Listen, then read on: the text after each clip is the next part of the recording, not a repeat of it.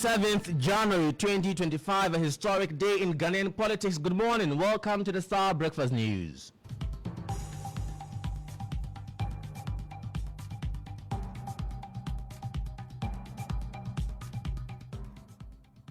Coming up this morning, Alban Sumana Kingsford Babin begins historic second term as Speaker of Parliament, assuring he will use his experience to guide the House to perform its duties efficiently. I promise to bring all these experiences to bear in guiding this House to perform its mandate with efficiency, diligence, and above all, with a sense of being the bulwark of democracy in Ghana. Also coming up, high-profile dignitaries expected at the swearing-in ceremony of President-elect John Dramani Mahama as organizers assure citizens of a successful event. Later, Ablikuma North constituency without representation in the inauguration of the 9th Parliament following the suspension of collation of parliamentary results. We've got details of these stories coming up shortly, but first, let's remind you of our affiliate stations across the country. Starr News is coming to you live on Ultimate 106.9 FM in Kumasi, Empire 102.7 FM in Takrady, Zeps 95.9 FM in Zebila, Nissim 100.1 FM in Lamshao, MyStar Radio in the USA. Also live on Facebook on Starr 103.5 FM and on starfm.com.gh around the world. This is Starr 103.5 FM. Starr News. Informed, in depth, in touch.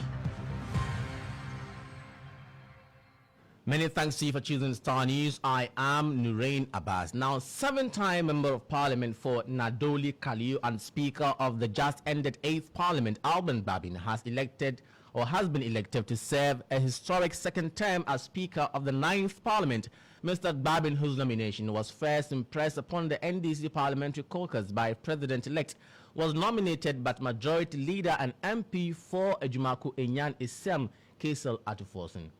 A member-elect addressing the clerk shall propose a person to the House as the Speaker of Parliament and shall move that the person do take the chair of this House as Speaker, which motion shall be seconded without debate or remarks. The Chairman, I move that Honorable Alban Sumana Kingsford Babin do take the chair of this House as the Speaker of the 9th Parliament of the 4th Republic. That was the new Majority Leader, Kaisel Atuforsen. Now, the seconding of the motion was not without drama, as Minority Leader and Efutu MP Alexander Fenyomakin raised issues with the involvement of the President-elect John Dramani Mahama in the process. The action was met with fierce resistance by the North Tong and Asawase MP Samuel Okuyeto Ablakwa and Muntaka Mohammed. Our Constitution, Article 95, provides that there shall be a Speaker who shall be elected by members of Parliament from among persons who are members of Parliament or who are qualified to be elected as members of Parliament. Mr. Chairman, I have in my hand a statement issued by the Office of His Excellency John Dramani Mahama, titled President-elect mandates NDC parliamentary leadership to nominate Right Honorable ASK Bagbin as Speaker of 9th Parliament. And this is the first time in the history of this Parliament. Our standing orders are very clear. When you rise to second a motion, there must be no remark, no debate. What the minority leader, who has not told us if it is now spiritually okay for him to sit in the minority leader's chair. I don't know what his spiritual advisors are telling him now. He cannot be violently violating our standing orders with such impunity. We cannot accept. The chair, ordinarily I would not have reason to speak, but because we have rules and you have a leader grossly abusing it, I need to draw his attention. Aside Order 7, I want to refer the minority leader to our standing orders 11510. And in 11510, it says, and I read, under rules of debate, and I read, a member seconding the motion or an amendment shall state, Mr. or Madam Speaker, I beg to second the motion or amendment, except that this may be without limiting the right of the member to speak later at a later stage within the debate. Alban Baldwin was subsequently approved without any challenge and took his oath as Speaker. Baldwin, accepting his role, assured he will use his experience to guide the House to perform its duties efficiently. I, Alban Sumana Kingsford Bagui, do in the name of the Almighty God swear that I will bear true faith and allegiance to the Republic of Ghana as by law established, that I will uphold the integrity of the Republic of Ghana, that I will faithfully and conscientiously discharge my duties as Speaker of Parliament, and that I will do right to all manner of persons in accordance with the Constitution of Ghana and the laws and conventions of Parliament, without fear or favor, affection or ill will, so help me God. I came to the Speaker of the 8th Parliament with my experience as the longest legislator of the House. I now come to the 9th Parliament with just not that background, but now with the experience of 4 years of speakership of a very difficult hung parliament. I promise to bring all these experiences to bear in. You had Alban Sumana Kingsford Baldwin, Speaker of the 9th Parliament. Now, Parliament also nominated and approved Akachi South and Fomina MPs Bernard Ahiafo and Andrew Esiamwa Amwako as first and second deputy speakers.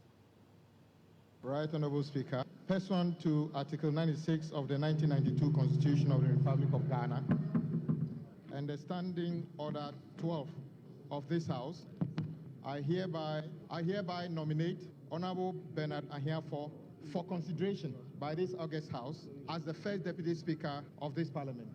Right, Honorable Speaker, I rise to second the motion ably moved by Honorable Member of Adaku, Honorable Kwame Abuja. I proceed to declare Honorable Bernard Ahiafo, Member of Parliament for Akachi South constituency, duly elected as the first Deputy Speaker of the 9th Parliament of the 4th Republic of Ghana.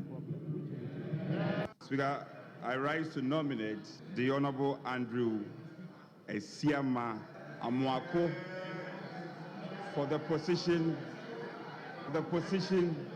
of the second Deputy Speaker. Mr. Speaker, having regard to Article 96(1)(b) of the 1992 Constitution, noting the election of the first Deputy Speaker from the NDC party, I beg to second the motion. Thank you. I proceed to declare Honorable Esiamwa Andrew Amwako, Member of Parliament for Fomina constituency, duly elected as the second Deputy Speaker of the 9th Parliament of the 4th Republic of Ghana. The Ablekuma North constituency in the Greater Accra region was left without representation during the inauguration of the 9th Parliament following a suspension in the collation of parliamentary results. The Electoral Commission of Ghana temporarily halted the process to verify results from 20 disputed polling stations. To address the issue, the Commission called upon presiding officers from these stations to authenticate the pink sheets submitted by the New Patriotic Party. However, the verification process ended inconclusively due to objections raised by the National Democratic Congress. The NDC contested the use of scanned pink sheets and accused the NPP of attempting to manipulate the results to favor their parliamentary candidate, Efua Efia. As a result, the matter remains unresolved, and voters in Ablekuma North did not have a representation in Parliament during the official inauguration of the 9th Parliament. Obed Kingaglo has the rest of the story. The collation process for the outstanding 20 polling stations in the Ablekuma North constituency began with the assembly of some polling officials from the constituency. I requested for time to try and verify the 20. How do I verify? I told the commission to call my members for me, my POs. So my presiding officers are here. The statement of pool and the declaration forms are here. They are going to testify Whether it's their handwriting, the numbers are for them, and the signatures are for them. The verification of the results from the 20 polling stations by the presiding officers began peacefully until confusion erupted.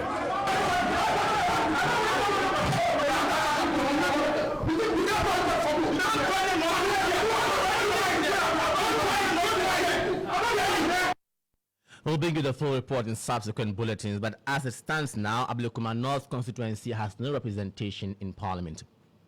Away from Parliament, organizers of the swearing-in ceremony of President-elect John Dramani Mahama are confident of a successful event today. Several high-profile dignitaries, including heads of states and envoys, are expected at the Independence Square this morning. Member of the Planning Committee, George Opari Ado, has been speaking to Starr News about preparations so far. You can clearly tell that the grounds are ready.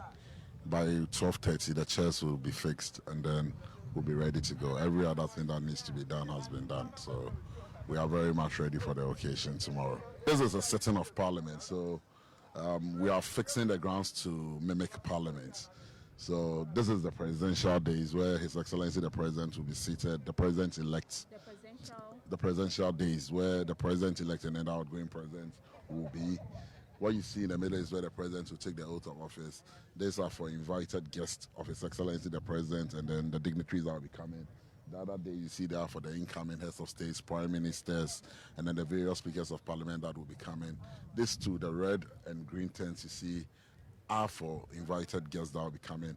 And then right behind you is where Parliament will be seated. And so all the members of Parliament who will be sworn in tomorrow, later this evening, or early this morning, will all be seated there. And then the Speaker himself will join His Excellency on the day here. So he's the Speaker that will usher in Parliament, and then the Chief Justice will administer the oath of office for the Vice President-elect and then the President-elect. So Meanwhile, security analyst Dr. Adam Bona says he is satisfied with security arrangement for today's swearing-in ceremony. Now, before we go, the Member of Parliament for North Tongue and Chairman of the NDC's Operation Recover Loot Oral Initiative has expressed concerns over the ongoing criticisms from some prominent members of the opposition New Patriotic Party. His comments come in response to assertions made by the minority leader and MP for Efutu, Alexander Fenyo-Markin, who accused the NDC of using the establishment of the Oral Committee as a tool to prosecute former government appointees, claiming it was driven by personal vendetta. In light of the NPP's warning to resist any attempts to prosecute former appointees, Ablakwa questioned the NPP's heightened concern over the initiative, suggesting that if no illegal activities were committed, the party should have no reason to be worried. He voiced these remarks during the inauguration of the 9th Parliament in Accra. Ablakwa's statements reflect the tension surrounding the ongoing political discussions on accountability and legal actions against former officials. If you haven't taken the people's lands, the people's hotels, the people's forests, the people's river bodies, the people's cars, the people's monies, then you have nothing to fear. You shouldn't be raving and ranting. All this sleeplessness and restlessness, and I mean, it's so suspicious. I mean, why are senior and leading members of the NPP, like Obri Boahen, like Dr. Nyaho Tamaklo, welcoming oral, the likes of Honorable Enin, a former member of parliament, who have even reached out to us and are assisting us. I mean, those who have not looted, have not engaged in kleptocracy, in kakistocracy, in lootocracy, they are not worried about oral. I mean, why is Fenyo-Markin so worried that people will come and look under their beds and come and look into their accounts? And does that not raise suspicion? What are they hiding? What are they so afraid of? I mean, so vendetta. Why these outbursts? I mean, why this restlessness? He is besides himself. He can't. You heard a Member of Parliament for North Tongue and Chairman of NDC's Operation Recover or Loot Oral Initiative.